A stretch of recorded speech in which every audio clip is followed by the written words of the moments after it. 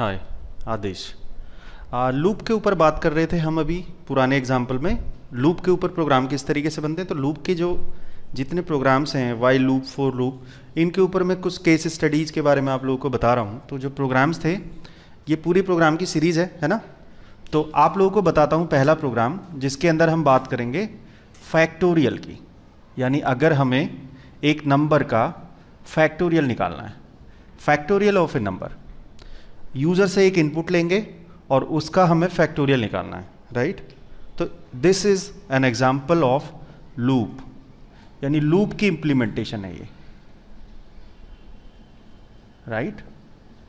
तो अब आप ये प्रोग्राम जो है, जो हमारा ये लॉजिक है, ये आप पाइथन में भी ट्राई कर सकते हो, सी में भी कर सकते हो, जावा में भी कर सकते हो। मैं एक कॉमन एग्जांपल आपको दे रहा हूँ जिसके अंदर मैं सिनेरियो पे बात करूँगा, यानी जो लॉजिक है उसके ऊपर बात करूँगा। तो फैक्टोरियल का क्या कॉन्सेप्ट होता है? फैक्टोरियल अगर हमें किसी भी नंबर का निकालना हो, सपोज लेट्स सी 5 नंबर का मुझे फैक्टोरियल निकालना है, तो इसका लॉजिक होता है 5 × 4 × 3 × 2 × 1 टिल 1 तक हम जाते हैं। उस नंबर से स्टार्ट करते हैं और हम 1 तक मल्टीप्लाई कराते रहते हैं नंबर को। तो ये मल्टीप्लाई देखो फिक्स तो नहीं है कि मैं ऐसे ही लिख दूं एज इट इज। मेरा नंबर कुछ भी हो सकता है। सपोज लेट्स सी मेरा नंबर n है और मुझे इसका फैक्टोरियल निकालना है, तो मैं क्या करूँगा, n × n-1 × n-2 है ना, × n-3 डॉट डॉट, और कहाँ तक जाता हूँ, 1 तक जाता हूँ। जब तक हम माइनस होते होते कहाँ तक नहीं आ जाते, 1 तक नहीं आ जाते, तब तक मैं चलता रहता हूँ, राइट। यही होता है ना, ठीक बोल रहा हूँ ना? क्यों? ओके, कोई डाउट तो नहीं है ना? ओके। तो 5 का फैक्टोरियल है तो ये लॉजिक बनेगा। अगर 3 का फैक्टोरियल है तो मेरा लॉजिक बनेगा 3 × 2 × 1। ये मेरा लॉजिक होता है। एक और कॉन्सेप्ट होता है फैक्टोरियल के केस में कि अगर मुझे 0 का भी फैक्टोरियल निकालना है तो इसका फैक्टोरियल 0 नहीं होता। हाँ जी, क्या होता है इसका फैक्टोरियल? यस, इसका फैक्टोरियल होता है 1। 0 का फैक्टोरियल 1, यस परफेक्ट। 0 का फैक्टोरियल हमारा होता है 1। अब ये लॉजिक हम कैसे बनाएंगे? अगर मुझे फैक्टोरियल निकालना है किसी भी नंबर का, तो अब हम एक प्रोग्राम कैसे बनाएं? ये तो मैथमेटिकल कैलकुलेशन होगी ना, मैथमेटिकल चल रहे हैं हम, किस तरीके से करेंगे, बट प्रोग्राम क्या बनाएं? तो प्रोग्राम के लिए मैं इसको पहले रफ कर देता हूं। ओके, प्रोग्राम के लिए क्या करेंगे? अब डिपेंड करता है कि हमारी लैंग्वेज कौन सी है, प्रोग्रामिंग लैंग्वेज कौन सी है। सी है तो उसका सिंटैक्स अलग होगा, जावा है तो उसका सिंटैक्स अलग होगा, पाइथन है तो अलग होगा, है ना। तो मैं तो भाई किसका मान लेता हूँ, चलो मैं सी मान लेता हूँ, है ना, सी का सिंटैक्स मान लेता हूँ। तो सी में पूरा प्रोग्रामिंग में बताता हूँ आपको, पहले कॉन्सेप्ट बता देता हूँ फिर प्रोग्राम बताऊँगा इधर। तो सोचो मुझे इस 5 का फैक्टोरियल निकालना था, है ना। तो यूज़र से इनपुट, 2 बातों पर हम बात करेंगे अभी। यूज़र से इनपुट कितनी लेनी है हमें? काफ़ी लोगों को ये कन्फ्यूजन होता है ना, ये कन्फ्यूजन होता है कि इनपुट कितनी लेनी है। तो इनपुट इस केस में कितनी लेनी? यूज़र 2 नंबर नहीं डालेगा, यूज़र वो नंबर देगा आपको जिसका फैक्टोरियल निकालना है। तो यूज़र की इनपुट कितनी रहेंगी इस केस में?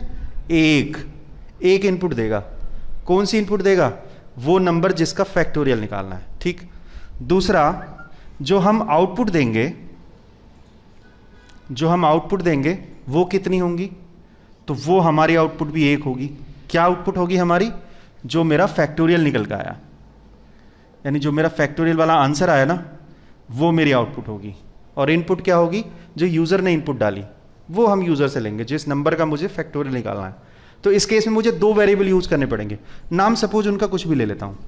ये हो गया मेरा n और ये हो गया मेरा जिसके अंदर मैं फैक्टोरियल निकालूंगा, सपोज f। तो ये वो नंबर है जिसका फैक्टोरियल निकालना है, ये वो वेरिएबल है जिसके अंदर फैक्टोरियल आएगा। सपोज इसके अंदर था 5। क्या था इसके अंदर? हाँ जी, इसके अंदर 5। तो इसके अंदर 5 था, तो इस 5 का फैक्टोरियल कैलकुलेट होने के बाद यहाँ पर 120 आ जाना चाहिए। फाइनल आंसर है ये। अगर 5 डाला तो इसका आंसर आ जाए 120। ओके, अब वो कैसे आएगा 120? इसका लॉजिक समझते हैं। तो मुझे बार बार मल्टीप्लाई करना पड़ेगा, जैसे अभी मैंने लिख के दिखाया था, 5 × 4 × 3 × 2 × 1। तो भैया सिंपल सी बात है, क्या लगाना पड़ेगा? लूप। इसीलिए मैं बार बार कह रहा हूँ कि this is an implementation of loop. Loop का लॉजिक लगेगा इसमें। लूप आप कोई सा भी लगाओ, वाइल लगाओ, फॉर लगाओ, डजेंट मैटर। ओके, अब हम बात करते हैं कि लूप लगेगा कैसे।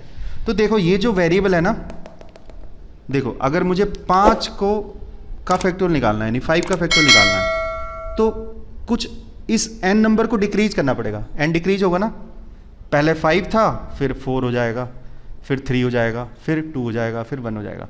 तो इसमें तो इसको तो मैं खुद ही डिक्रीज कर रहा हूँ, इसमें तो वो नंबर स्टोर नहीं कर सकता जो फैक्टोरियल निकालेगा, उसके लिए मुझे दूसरा वेरिएबल यूज करना पड़ेगा, है ना। तो ये जो मल्टीप्लाई हो रही है उसको मैं इस f वाले वेरिएबल में डाल देता हूँ, जो आंसर बन रहा है ना। देखो जब लूप चलेगा तो अंदर कैलकुलेशन होगी ना, मल्टीप्लीकेशन वाली कैलकुलेशन होगी, तो उस कैलकुलेशन को किस में स्टोर करूँ, इस f वाले वेरिएबल में स्टोर कर देता हूँ, है ना, इस वेरिएबल में।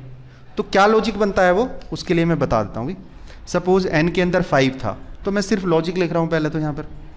सपोज n के अंदर 5 है ना, और जो दूसरा वेरिएबल है f, इसकी शुरुआत क्या करेंगे, ये मैं आपसे क्वेश्चन पूछता हूँ, कहाँ से इसको शुरू करें। और फिर लूप क्या चलाएंगे, तो लूप हम इस तरीके से चला देंगे, वाइल क्या, वाइल n कहाँ तक जाना था मुझे, अगर मैंने 5 का फैक्टोरियल निकालना था तो मैं कहाँ तक गया था, 5 × 4 × 3 × 2 × 1। तो n इनिशियल कितना था 5, और जाना कहाँ तक है मुझे 1 तक। कहाँ से, 5 से 1 तक जाना है और डिक्रीज होते रहना है ना, 5 से 1 तक जाना है। तो मैं कंडीशन क्या दे दूँ, ये मेरा n था ना, तो मैं कंडीशन क्या दे दूँ, देखो कहाँ तक जाना है, 5 से तो शुरुआत कर रहा हूँ, इसकी कंडीशन देने की जरूरत नहीं है, कहाँ तक जाना है 1 तक। तो 1 की क्या बात होती है, 1 तक जाना, इसको मैं 2 तरीके से डिनोट कर सकता हूँ। 1 तक, 1 से नीचे नहीं जाना, मतलब n जो है मेरा ग्रेटर देन 0 के लिए चल रहा है ना। देखो इस पे भी चल रहा है, इस पे भी चल रहा है, इस पे भी, यानी कहाँ जाकर रुकता है, रुकने वाला पॉइंट कौन सा है, वो 0, यहाँ पे जाकर रुक जाता है, यानी 0 तक नहीं पहुँचता, n ग्रेटर देन 0। तो ये कंडीशन मैं दे सकता हूँ, है ना, तब तक चलते रहो। और इसके अंदर कैलकुलेशन क्या करो, किसके अंदर स्टोर करना है, f के अंदर, इक्वल टू क्या कैलकुलेशन होती है, देखो जो नंबर है ना आपका 5, वो पहले इसमें आ जाए, और फिर जब अगले नंबर से मल्टीप्लाई हो तो 5 और 4 मल्टीप्लाई होकर इसी में आ जाए। तो अगली बार किसको मल्टीप्लाई करोगे, इस 5 को इस 4 से, 20 बन जाएगा। फिर ये जो 20 मल्टी स्टोर हो गया, इसको करोगे 3 से, 60 बन गया। इस तरीके से लॉजिक चलता है, यानी f के अंदर ही लाना है, इसी के अंदर लाना है, और करना क्या है, f × n थे ना ये नंबर, और n को घटाते रहना है, या इसको n माइनस माइनस भी लिख सकते हो, कई लैंग्वेज हैं जो इसको सपोर्ट नहीं करती n माइनस माइनस को, जैसे पाइथन हो गया। तो इस लॉजिक से हम चलेंगे। तो देखो क्या होगा इसका सिंटेक्स। अब बात आती है कि f की इनिशियल वैल्यू मैं क्या रखूं। अब सपोज मैंने यहां पर इनिशियल वैल्यू रख दी 0, सपोज, तो देखो क्या करेगा वो, जब इस कंडीशन में आएगा n ग्रेटर देन 0 ट्रू, यहां पर आए हम f के अंदर, अब वो बदल रहा है इसके अंदर वैल्यू, और कह क्या रहा है लॉजिक, f × n, f मतलब 0 और n मतलब 5, 0 × 5 करा तो फिर से 0 बन गया, यानी हाँ भैया ये 00 बन गया, लो फिर दोबारा करा फिर 0 ही बन गया, यानी कितनी बार भी आप चलते रहो ये क्या रहेगा, 0 ही रहेगा। क्लियर हो गया, ये 0 ही रहेगा, इसीलिए इसको 0 नहीं लेते।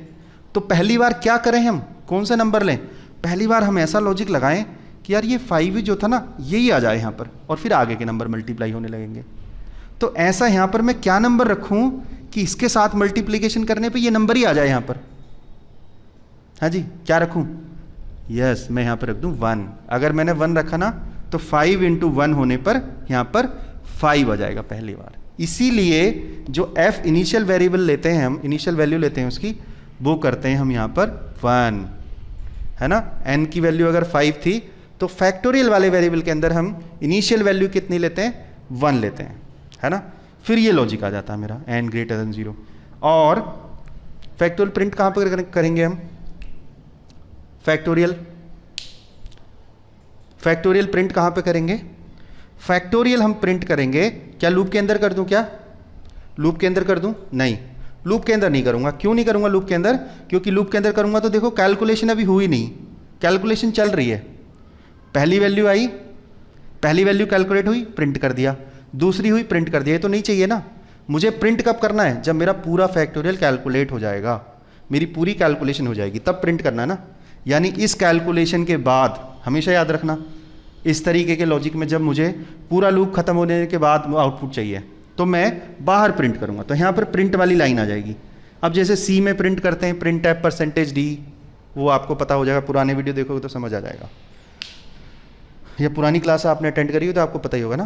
प्रिंट में यहाँ पे दे दूंगा मैं %d और वेरिएबल का नाम, तो ये सी में करता है। जावा कहती है system dot out dot print variable का नाम, तो कौन से वेरिएबल के अंदर आ गई है फाइनली वैल्यू, f को, तो मैं यहाँ पे सिंपल ही लिख देता हूँ, मतलब आप f को प्रिंट करा लो यहाँ पर, है ना, यहाँ पर आप f को प्रिंट करा लो।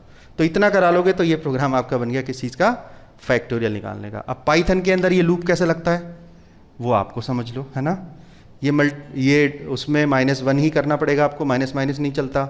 इनपुट कैसे लेना है ये नंबर, ये प्रोग्रामिंग लैंग्वेज पे डिपेंड करता है। मैंने यहाँ पे इनिशियल वैल्यू मान के फिक्स कर ली 5। अब आप प्रोग्राम बनाओ कि आप यूज़र से एक इनपुट लो, फिर उसका वो फैक्टोरियल निकाल के हमें देगा, ठीक है।